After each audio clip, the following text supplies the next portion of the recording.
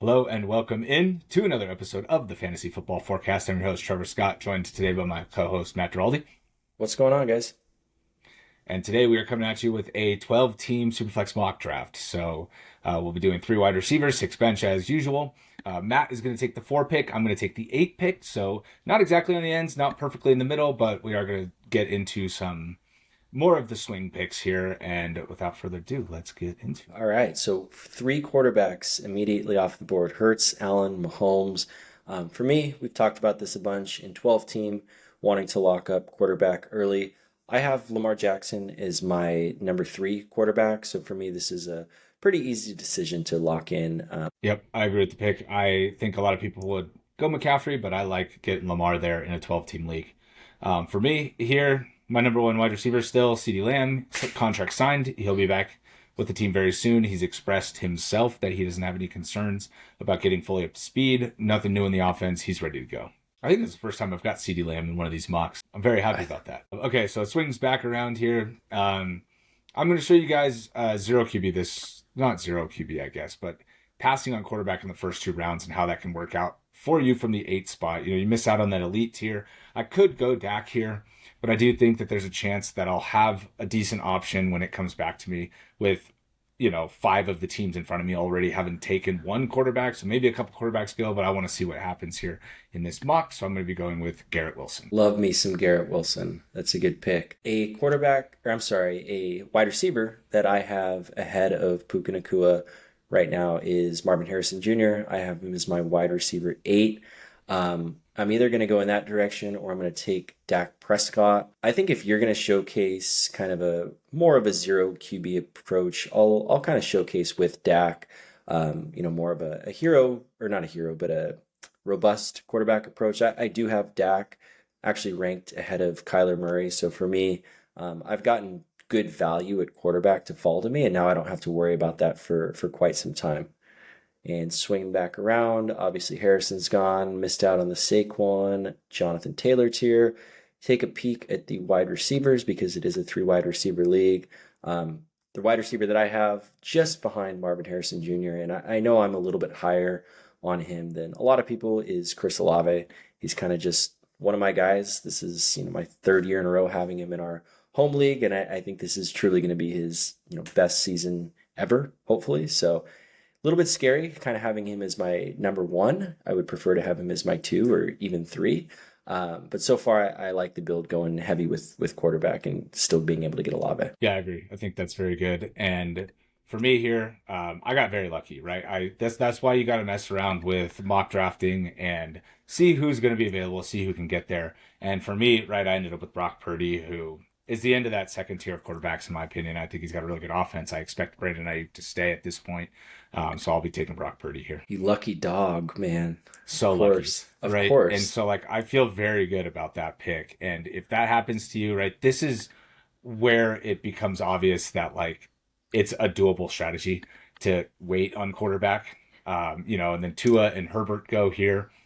And so I'm staring at Caleb Williams and Jared Goff at the top here. And looking at the rest of the quarterbacks, right? Trevor Lawrence, Jaden Daniels, Matt Stafford, Kirk Cousins. That tier of quarterback is what I'm going to be shooting for, I think.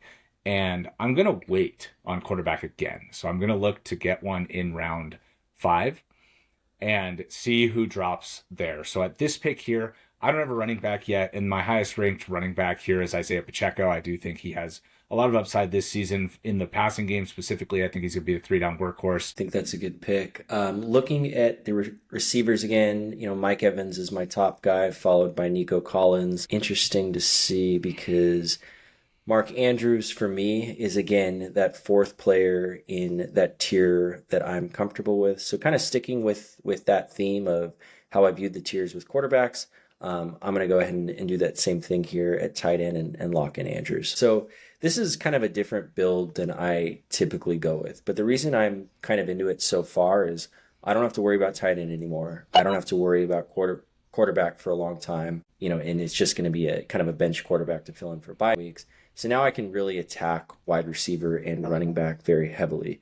And someone who I mentioned with the last pick that I really like here and I think is a good value and is set up for a good year on what will be a very good offense is Nico Collins. I like that pick. I think there's a lot of hot and cold on Nico Collins for this year. I've seen people push him up to 11, top 10 even, and I've seen Yeah. him pushed down outside the top 20, So I think a little bit of a polarizing player, but I think he should be an excellent player and an excellent pick this year. Definitely the premier deep threat on the team and should continue to be highly productive. So again, looking at quarterback, right? I got three of the guys to fall back to me, and I'm going to go with the highest upside one at this point. I haven't been a huge proponent of picking Jaden Daniels, but at this point in the fifth round, I feel like my team is set up very well. I have a very strong core. And right, I don't like him when he gets pushed into 11 or 12, right? But he's going here now, it's 16 or 17. I feel like this happens a lot more on Sleeper, maybe than on some other platforms, but I'm going to go with Jaden Daniels here. And something to call out too, similar to how Brock Purdy fell to you in the third round. We've talked a lot about this with 10-team leagues, but if you're in a 12-team league, always check out, your previous draft results to see where these guys go. Are people rookie risk averse and someone like Daniels might fall? Are they hammering, 18 QBs in the first 24 picks? Like, always keep that in mind and just check before you go, because you don't want to be in a situation where you draft two QBs and three others are off the board and you're way behind the eight ball at other positions. Sure. And so with this pick, I still need a running back, I still need a receiver, but I do really think it's important to lock in a tight end.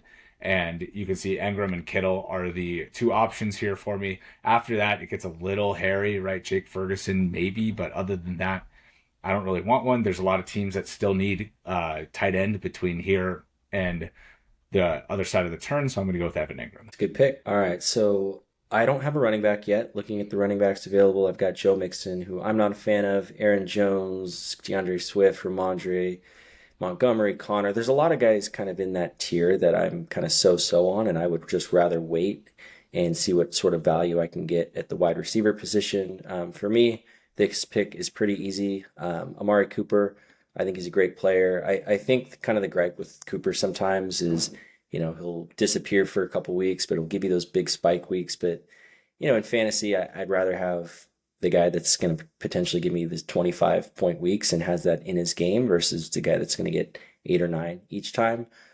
Swinging back around, Godwin, Reed, McLaurin, Kirk, Adunze, looking at the running backs again. I am going to take James Conner here. So I have Conner pushed up a decent amount, and we've talked about him quite a bit. When he's on the field, I think he is, the most dominant player. And then although, I really like Trey Benson, I think this is Conner's role to lose or until he potentially gets injured. Yeah, I think that's a good pick. Highlighting your zero RB strategy there, right? And still getting somebody like James Conner who has really good weekly upside.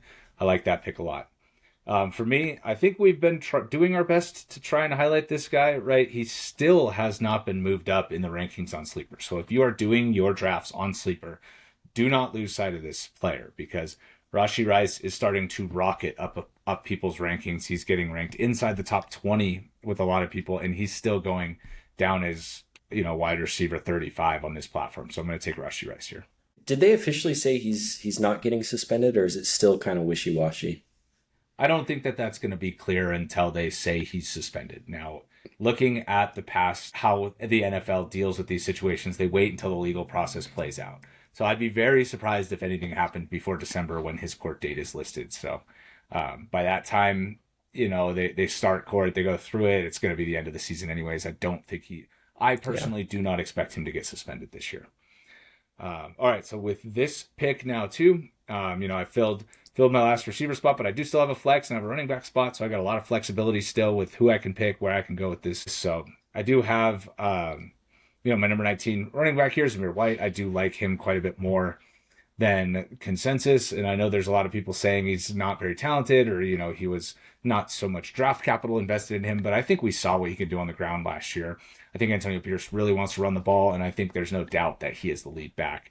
So I do personally really like Zamir White here. And then just taking a quick look at the receivers, obviously Calvin Ridley is my top option, but I do have other guys still here that I like: Godwin, Adunze, McConkey, Deontay. So there's a lot of options at receiver in a way that I don't feel as confident down here at my running back too. So I'm going to go with Zamir White. Good pick. Oh, I was going to pick Ridley right there. Dang it. Okay, so We finally didn't get Ridley in one of these we mocks. we finally didn't get Ridley in a mock. Okay, that's interesting. All right, so looking at the other wide receivers, Adunze, who I like, McConkey, who I like quite a bit, Deontay Johnson, like those guys. Running backs, I like Brooks a lot, but at this the way I drafted, I'd probably like someone that I can start week one. So I'm gonna go. I'm gonna go with the old heads and just kind of bake in a lot of risk to the running back position. But there's risk with the running back position with anyone with injuries. So let's go ahead and take Raheem Mostert.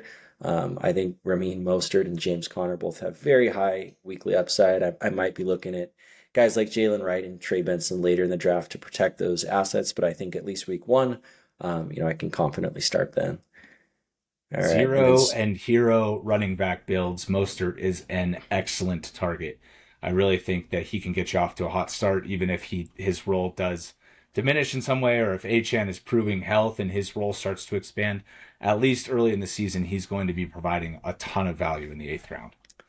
yeah, and for me, this next pick, two people that I'm considering here, Brian Thomas Jr. and Deontay Johnson.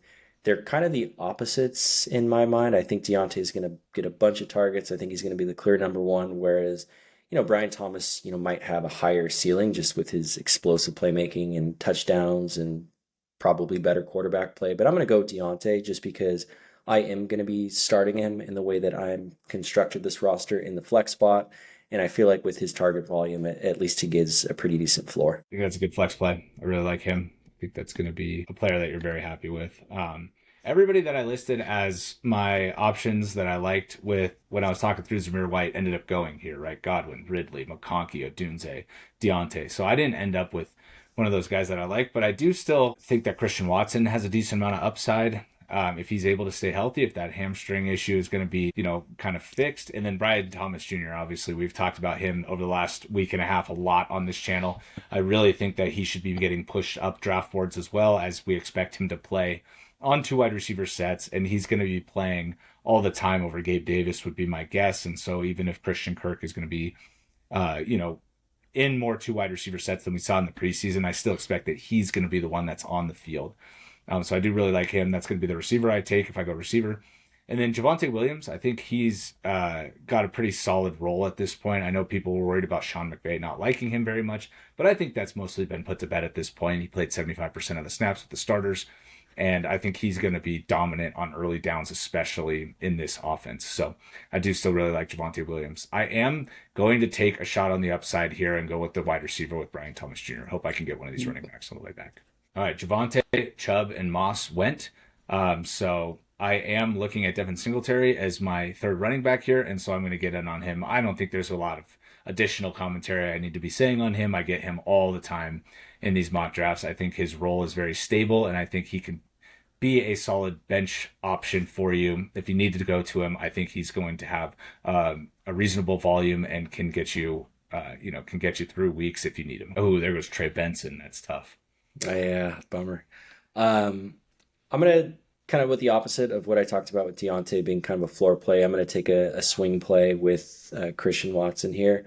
View him kind of similarly to Brian Thomas. I do prefer Thomas quite a bit, but we've seen when Watson is on the field, his ability to just score an absurd amount of touchdowns. I've kind of cooled my jets on Watson a little bit, but I think at this late in the draft, I'm comfortable taking him.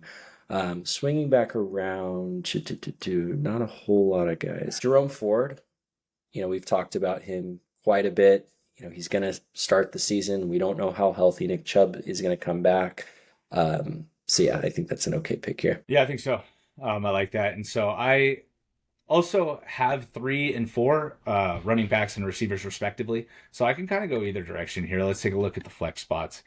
Chase Brown is somebody that has been getting pushed up a lot, and I don't know that I've really been getting him much, even though I do think very favorably of him because he's been getting drafted higher and higher and higher. And so the fact that I have the opportunity to take him here in the 11th round, 12-team league, I think is very, very a very good option for me at this point, and that's where I'm going to go. Yeah, he went ahead of Moss in our draft, in our home league draft. He's gone ahead of Moss in every real draft I've done. Yeah, He's really getting pushed up. And he was your guy too. I mean, you talked about him quite a bit since basically after the Super Bowl. So get your guys. Yeah. Yeah, I really liked him. I had him in a dynasty league. The dynasty league unfortunately dissolved, but I was very high on him as just a playmaker. I picked him up, put him all on my bench, and said if Mixon moves on, that's going to be the guy that I think takes over, and I still think that that's going to be the case. So here, obviously, you guys know I love Jacoby Myers, so that would be the pick if I was going to go with a flex position. There's not a lot left at running back. Chuba Hubbard is somebody that can get you off to a hot start as well. But I already have 4 running backs at this point, so I don't really think I need to go there. Or I don't have urgency to go there. If he's there with my next set of picks, maybe I'll consider that. But I do think we did just hype up Bryce Young in our sleeper videos. And at this point, I think is a good time. If there are still running quarterbacks left in 12-team leagues, generally they'll get picked. Third quarterbacks will get picked before this. So I don't know how much of an opportunity you're going to get in the 12th round for Bryce Young, but I think it's a good value at this point, and that's the direction I'm going to go. That was going to be my pick there. And the only reason I'm not going to go with a quarterback here is looking at the teams 1, 2, and 3. They already have 3 quarterbacks. So I'm going to take a risk that they're not going to select one and take one on the way back around. Looking at the running back position, Chuba Hubbard, I don't know why Kendry Miller is up this high. Someone who I talked about when I took Raheem Mostert was taking his backup, Jalen Wright. And, I don't necessarily view Jalen Wright as just some random backup. He's extremely explosive. He's probably the most explosive runner in this year's draft class. So if Mostert does fade away or Achane misses time, I think there's a whole lot of value in that.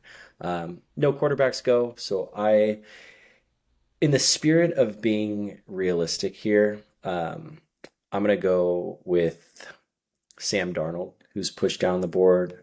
He's going to be the starter. He's got a great offensive coach. He's got a great wide receiver. I hope that he can, have a good year. And he's not someone that I'm going to start with Lamar and Dak until bye weeks. And if he's trash, I can just cut him by then and figure it out afterwards. I think that's a good call. And so I still am only rolling with 4 wide receivers. I have not picked a bench wide receiver yet, and that is making me nervous. So this is another good reason to make sure that you know where the values are, because I picked Devin Singletary when I could have picked Christian Watson. I picked Chase Brown when I could have picked Cortland Sutton or Joshua Palmer. And so I think this is a good lesson to learn, like how you like to construct your teams, how many of each position later that you want, and where you can get your values, because I would rather have one of those receivers and have a clear runway to pick Rico Dowdle.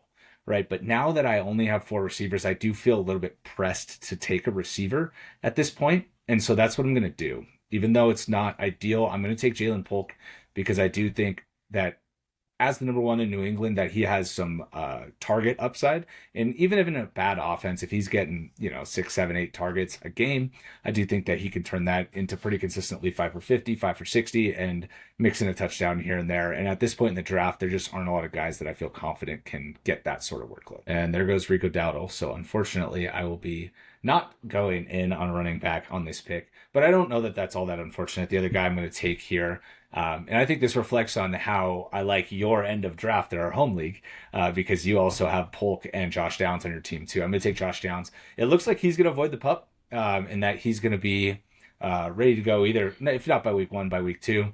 And so we'll see how that plays out closer to the season. But I do think as a deep threat, Anthony Richardson likes to chuck it deep, and he could be a good lotto ticket here at the end of drafts. I like that pick. Okay, so it really thins out quite a bit in 12-team drafts. I know we kind of highlight that every time. So looking at wide receiver, and I've got 4 running backs, which is typically what I like to do. So not necessarily needing to grab one, although I'm not super confident in them. Looking at the wide receivers, Quentin Johnson, garbage. Ricky Pearsall, not with IU staying. Troy Franklin, not Troy Franklin. If you want to take Troy Franklin in best ball, that's fine, because he can hit a home run, but not week to week. Man, this really thins out. Why are you so down on Quentin Johnston, dude? If you take Quentin Johnston, you got a guy you can cut for week 1 waiver wires, dude. It's perfect. Yeah, that's true. Yeah, I mean, I'm not bitter at all that the Chargers drafted him ahead of everyone. Zay Flowers and Jordan Addison. Oh god. Yeah, could have had Zay Flowers, dude.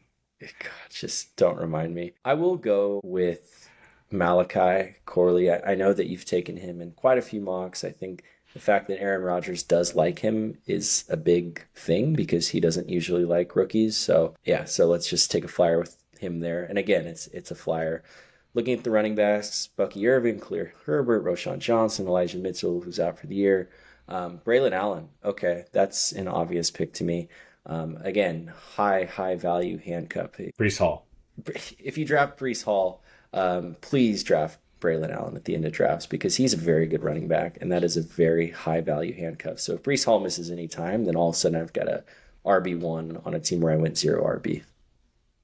Yeah, and building off of that same exact point, and again, going to highlight the same players that we put into our sleepers column. So just trying to get additional information out there. If viewers are watching this and not that, we want to make sure these players get highlighted. So if you do have seen both, we apologize for the redundancy, but I am going to take another very high value handcuff. Elijah Mitchell went on to injured reserve, somebody that could have been the backup in San Francisco. And so Jordan Mason has this job now all to himself, the number 2 role. If you draft Christian McCaffrey, I cannot urge you enough to make sure that you have Jordan Mason. He will be getting the majority of the work if anything were to happen to McCaffrey during the year. And he's going to be somebody that if he lands on another roster, is going to be somebody that you're going to constantly feel like you have to be trying to get, or that, that owner knows they kind of have something on your roster. So make sure that you're drafting Jordan Mason if you take McCaffrey in the last couple rounds of your draft. All right. And with that, as a 12-team SuperFlex mock draft, thank you guys so much for sticking with us. If you haven't already, hit that subscribe button, hit the like button. We appreciate you guys hanging with us for this amount of time, and we'll see you guys in the next one.